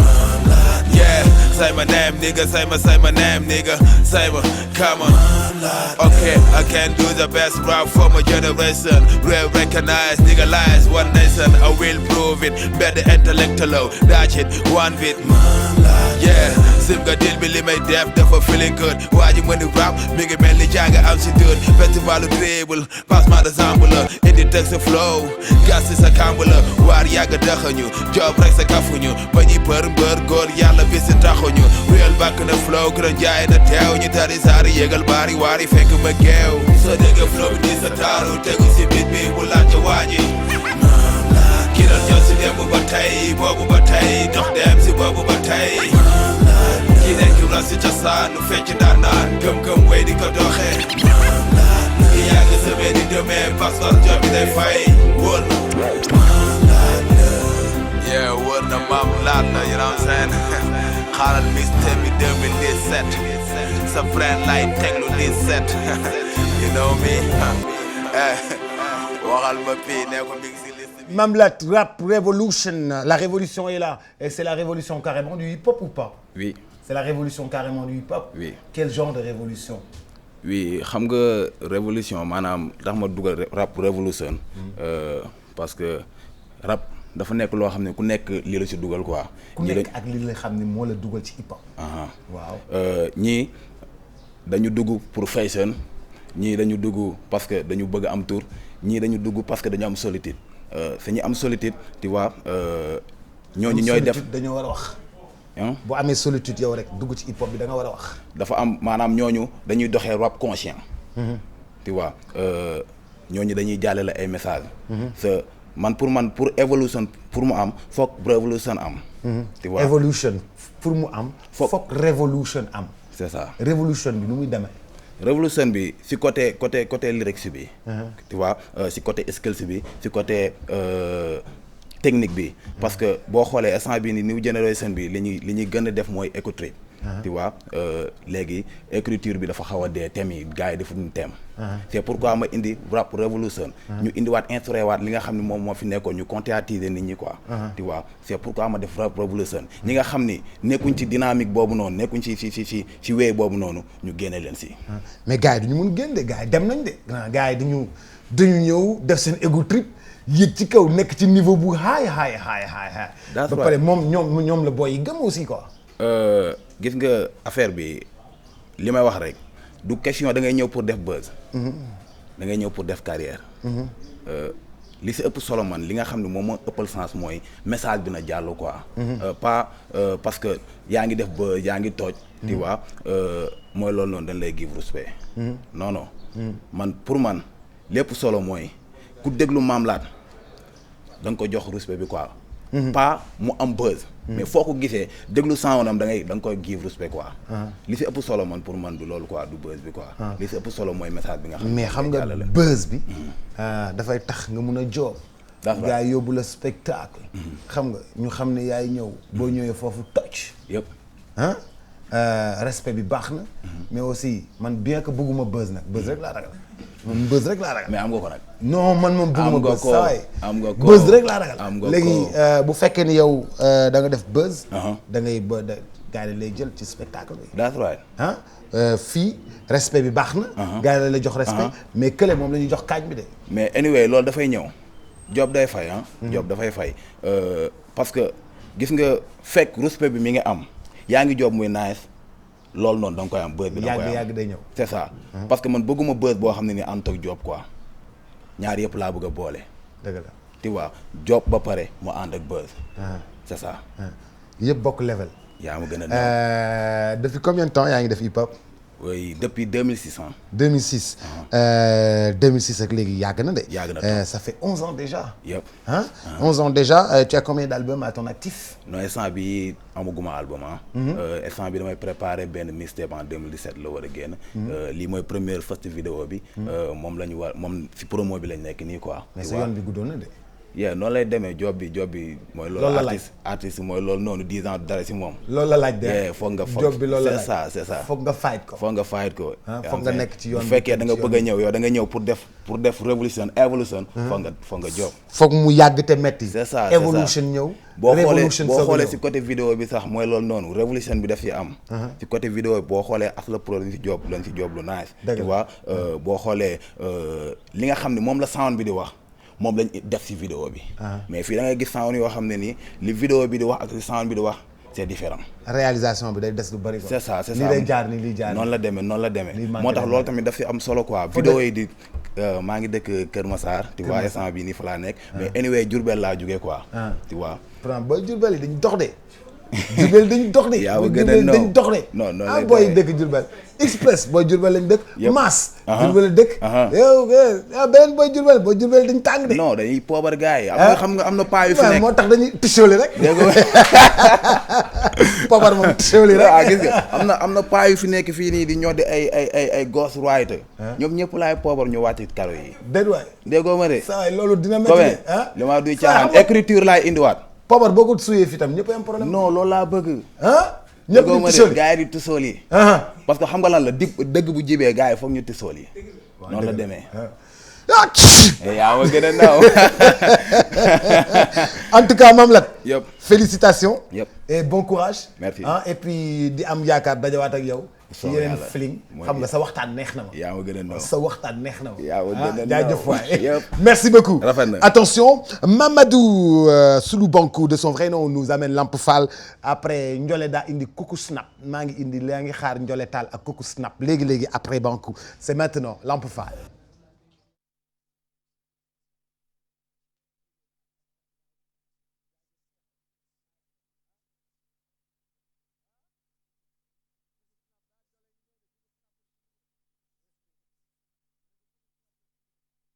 Mamadou maa ngi lay nuyu bu baax. waaw maa ngi lay fay maa ngi nuyu Sénégalais yëpp. ndeysaan Mamadou Lamp Fall Babul Mouridine raw nga leen lan nga bëgg a wax foofu. waaw li ma bëgg a wax xam nga ne doomu Sénégalais bu ne xam na ko. ndax Lamp moom bu dul woon ak moom Serigne Touba du feeñ. dëgg la te royukaay la tamit. lu tax mu nekk royukaay du rek nekk taalibe Serigne Touba mais liggéey nangoo liggéey. waaw te comme man ci loolu laay dox. dëgg la xaaruma kenn. dëgg la ci leen waaw. xaaruma kenn non boo déggee xaaruma maanaam comme ci wàllu musique bi ñuy def nii. waaw xam nga gars yi dañuy waaw producteur ak affaire yooyu Cap-Vert laa nekk. Cap-Vert nga nekk waaw Saint-Vincent. yaakaar naa ne ku nekk Cap-Vert Saint-Vincent lu am solo la ci Cap-Vert. mooy capitalu culture. bu Cap-Vert. ma am fa sama orchestre. bu am allemand. am na hollandais. am anglais. am ay capverdien man may way. ñuy def world music. alhamdulilah ku tàppee ci internet. sur la banque Cap-Vert. yaakaar naa ne di nga gis liggéey bu rëy bu ñu fa liggéey. mu jot nag nu ñëw nag suñu réew. dëgg la wane nag suñu bopp. dëgg la ndax alhamdulilah ñoo ngi waaj a def deuxième CD. te CD bi di yóbbu nañu fu ne. première CD bi. Arte Nègre. léegi nag nu war a ñëw nag Sénégal def promotion bi. gisanteeg askan bi. waaw joxe CD ñëw wan seen doom li mu doon liggéey. Arte Nègre. Arte Nègre ci boppam jàppale leen génne leen tam ci àdduna bi. waaw parce que def nañ ci ay festival tey jii ku xam Cap-Vert xam na ne festival bi gën a mag ci Cap-Vert mooy Beya. yàlla dogal na festival boobu ñun ñoo ko ubbi ndax lan at bii passé président Cap-Vert daf ma invité woon ca palais ba ci journée Afrique ne ma dama bëgg nga ñëw tëggal fii ñu woo ñëpp kon loolu bu amee ci doomu Sénégalais jot na nag nga ñëw nag wan sa askan. li ngay liggéey lan la. dëgg la ndax jot na gis naa ne. lu tax lan moo la yóbbu Cap-Vert nu ñu def ba réew mi ràññeewuñ la ñu gën la ràññee ca Cap-Vert. waaw xam nga Sénégal rek léeg-léeg boo nekkee doomu géwal parce que wax dëgg yàlla sama papa géwal la sama yaay géwal maamaati maam ñëpp géwal mais boo nekkee ci aar bi léeg-léeg duñ la gis. duñu mën a gis ne rek kii dañ naan waaw kii day ni mu jóg te nangam ak nangam ñu ne nag nañ ko yóbbu mu jaay seen tur wala nañ ko yóbbu mu dem jaay kalpe. moodu fekk nag yàlla mooy borom. kun fayakoon am na loo xam waaw lu mu def am na loo xam ne nit da koy def sax xam nga nit kuy daw dee fekk yàlla ne la fee ngay dem dee ji ngay daw dem foofu mooy loolu moo leen dal ma dem fa fekk fa dëkk boobu nekk dëkku culture ndax Cap-Vert dañ la ne lañ ko jël yóbbu ko mu jaayi ceinture mbaa saak waaw dem doomu géwél ne na dem liggéey waaw far mu daal di wàcc ci dëkku culture waaw dëkk boo xamante ne nii bu bis boo fa demee yéemu Saint-Vicente fi ma nekk am na 14 festival yàlla dogal na Cap-Vert ba Cap-Vert nag 10 îles la li fa nekk ci festival kenn mënu ko lim li may wax ni moo ngi ci internet ku dugg gis ko amul festival bu ma tëggul teewal fa Sénégal yore sama drapeau di ko wane kon xam nga borom kun moom nandite la dañuy wax nante waaye gars yi xamuñu nante borom kun moo gën a nekk nandite ñëpp waaw ne leen jël leen ma ko yóbbul ma ko fële ndax moom fa lay feeñee waaw ma def fa sama orchestre am fa jabar am fa doom am fa kër dëgg la de wax dëgg yàlla maa ngi sant yàlla lépp loo xamante ni musique moo koy may doomu aadama wax dëgg yàlla musique may na ma ko te maa ngi waaw ok alors yaa ngi waaj a génnee beneen bi waaj a génne nu mu tudd waaw joxaguñ ko tur nag ndax dañ doon xalaat naan aller ak retour pour maanaam comme ñun ni ñuy demee ak di ñëw waaw loolu lañ doon xalaat mais dañoo indi single bi def ci ay yeneen façon musique yoo xamante ni wóor na ma ne bëgg naa nga déglu ko incha allah dama koy déglu single jàmm bi suma single bi ñaari morceau la rek dama koy déglu jàmm déglu ko dama koy déglu di nga ne buur géwal vraiment moo ngi ci kii ak yooyu dëgg la mais li ma ci profité su rek occasion bi di wax pare naa pour liggéey ak ñi nga xamante ni ñoo ngi fii parce que nekkuma fi dëgg la incha allah semaine bii ñëw dama war a dellu pour def festival Santanton mais producteurs yeeg promoteurs yeeg yooyu nañu ñëw waxuma nag ne ñëw ne non nañu xool bu leen doyee ñu liggéey ndax bëgg naa tamit vraiment ñëw def dara ci réew mi génn fële ñëwaat fii ànd ak sa orchestre ñëw voilà ñoo ngi lay encouragé bu baax waaw kontaan bu baax a baax non mais maa la gën a parce que yar ak teggin ak discipline lu mu mayul nit du ko xaj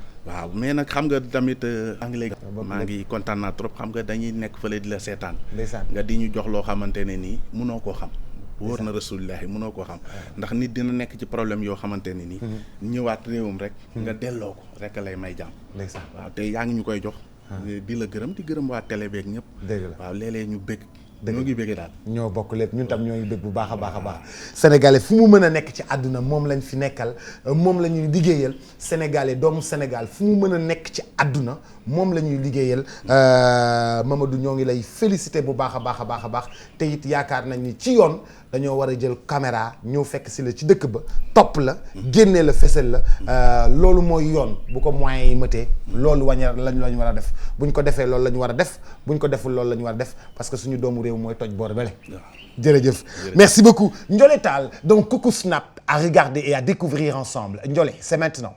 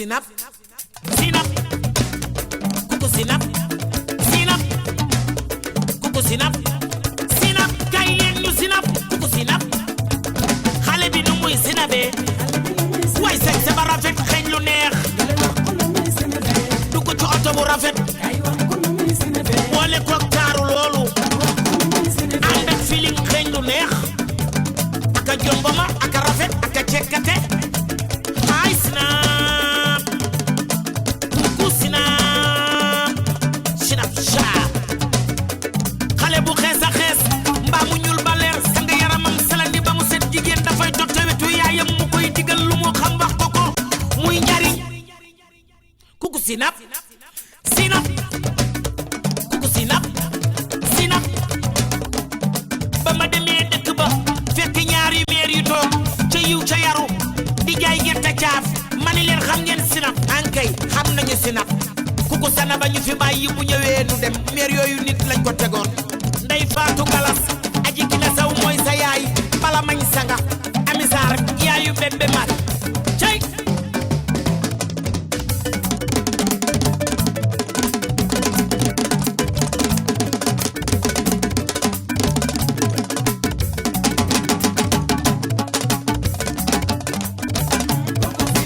xale Sénégal kay leen ñu sinap dafa ànd ak temps dafa ànd ak feeling Boubacar Diallo yow da ngay sinap Fatima Diak kay leen ñu sinap Matar guru ko le fay yaay borom kees kay leen ñu sinap ñëwal yóbbul kii Mam Jaara Ngom aram mooy sa yaay danga nangu liggéey danga ànd ak temps Binta Jongu yaayu seex yi da ngay sinap Xaadim Taal Chéri Faatu mu ndaw wol ma jëm Ngom yaay yaayu mama Mam Yaasin yow da ngay sinap jigéenu aale ñaax xujja mooy sa yaay ay dëppal buri amoore Balla Gay Fatou Mare Yaasin ñëwal sinap Xaadim Juuf góoru mama ñee yaay góoru Fat Fay yaay góoru ñëwa Juuf cay ey Haalpulaar yi atukade Fatikade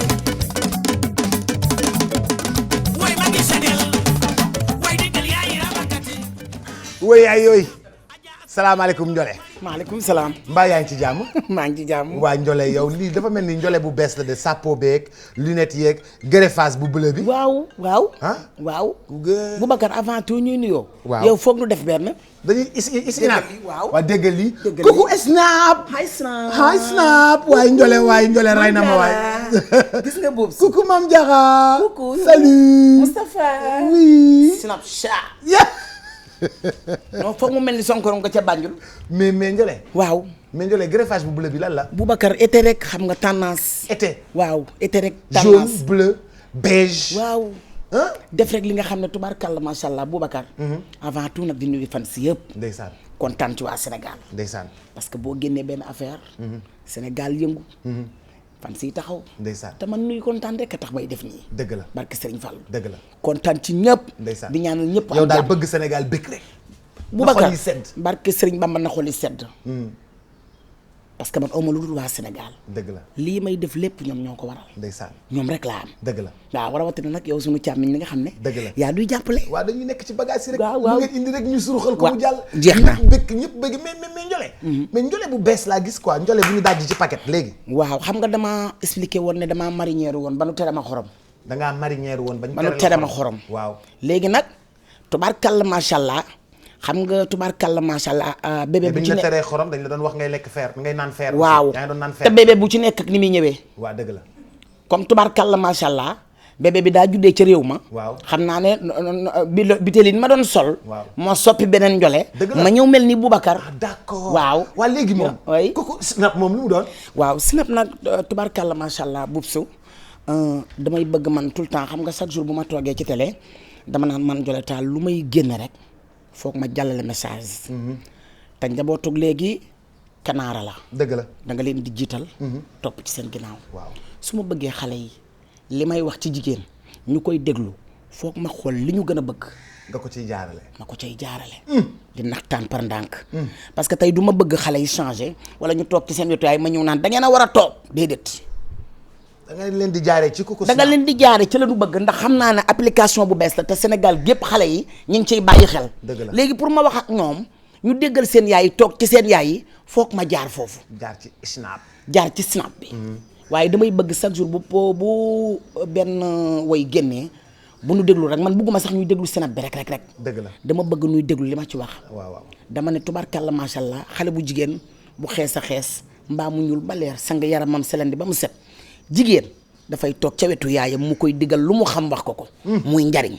dëgg la ñu dellooti na ma njole jama looy sangoo ba am teint mu leer xam nga ba tey kon maa ngi def rek ci der bu ñuul maa ngi ci jàllale benn message boo xam ne dëgg la ci Coucou Snap rek lay jaar looloo tax ma def Coucou Snap bi mais damay bëgg message yi ne ci biir ñu koy déglu loolu rek la Boubacar am na solo waaw mais Ndiolé waaw xam nga depuis sa yëf ba ak Pape Diouf ba tey waaw nit yi dañ laa jàpp lool sopp la lool gën laa bëgg wallaay yow loo jëflanteeg waa Sénégal noonu waaw Sénégal nag Pape kii boobu su mënuma leen a fay parce que man artiste bu ndaw a ndaw rek laa déedéet kay boobu si damay jàng rek damay jàng rek lii ñuy def yëpp dañuy tester rek fii ni bu fan si nee neex na ñu d'accord bu fan si nee neexul ñu dem gët sujuwaat de dëgg la parce que ñun ñooñu fi tax a toog rawatina nag man waa Sénégal man aw ma noonu man Ndiolé Sall ñëpp ma bëgg dëgg la boobu su ñëpp ma bëgg aw ma fenn sens interdit aw ma noonu dëgg la ñëpp ma bëgg xale yi lu ma génne saf na leen dëgg la comme nag album bi yàgg na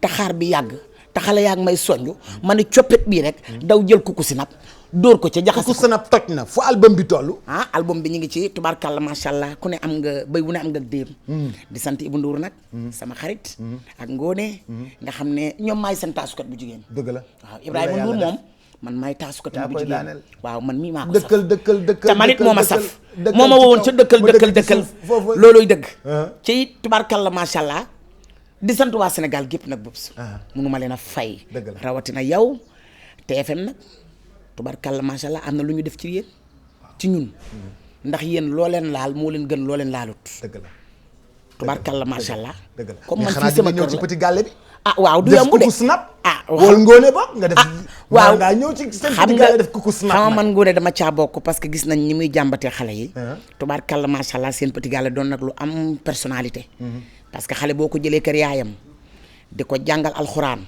di jël ay idée di def ci moom tubarkalla macha allah jaajëf yaa Ngone ni muy jàngate xale yi jàngalu leen woy rek dafa am leneen lu ca nekk te boo demee ba fa xale yi dëkk ci ngay xam Ngone ni mu nekkee xale yi dëgg la rafet tubarkalla macha allah yàlla na ko yàlla jàppale jàppale nag Ibou Ndour sama producteur bu baax boobu di sant nag waa Sénégal gépp boobu soo di sant waa Pikine mënuma leen a fay rawatina maam Basine sama seex bi gis nga ko léegi gis naa ko séeri Farambay sax ca clip ba la woon ak Ami Collé Kër Mbay Fall dëgg la tubarkalla macha allah séeri Papa Ngañ nuyu Maguette Suet lii nag péri gi nag Boubacar am naa ci ay couleur yaa koy jaay déedéet laaj ma ku ma ko yónnee ku la ko yónnee Hi Snap Maguette Coy Coucou Snap Maguette Maguette borom Suet mais man pare wu ma de sama temps dafa jeex ba pare dama laa bëgg invité waat samedi prochain loo ma bëgg invité dama laa bëgg invité waat fii samedi prochain dafa am lu ma bëgg waxtaan ak yow Boubacar samedi dina mel ni Sonko ca Banjul kon samedi prochain da ngay ñëwaat dina métti waaw baax na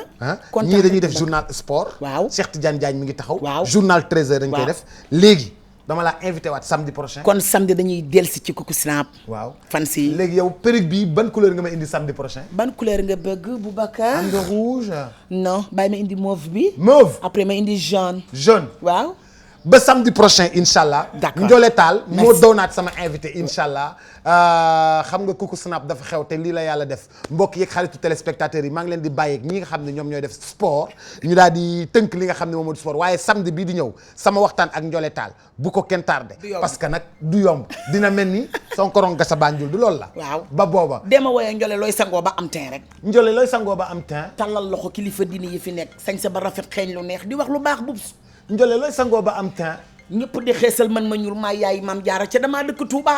Ndiolé looy def nii ba am teint waaye dukk dang gëbax la wu dina faj ndañe wagga jaane dina faj pande wasi ne ko ndar tooge ji ko ndand bala ngaa ruy di Kébémer you know what I'm talking about Ndiolé ak yeneen façade. kii mooy Ndiolé moom moo wan na li nga xam ne moom moo di njaga njaay bi warax njaga njaay bi ba noppi daal di jël scooter bi daal di koy def zirik daal di koy naan scooter bi la zirik kon ba samedi prochain incha allah ciao.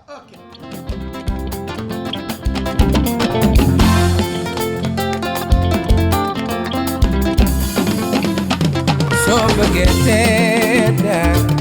te bañ a tooñ yaay booy moo lay mën a walloo wuti am baax na nit ku nekk moom lay ñaan ñaanu baay barkeel na ci doom ku ñàkk te doo ku sonn yaay jëriñoo doom yaay nañu àndandoo te bokku liggéey bi balaa baax dafa war a barkeel kon jubalal ma jubal loolu am na njariñ waay bul ma nax way bul ma war nañu liggéey yow de joxal nit ki waay li mu yet lool soo bëggee di ngay def barkeel joxal ma nit ki waay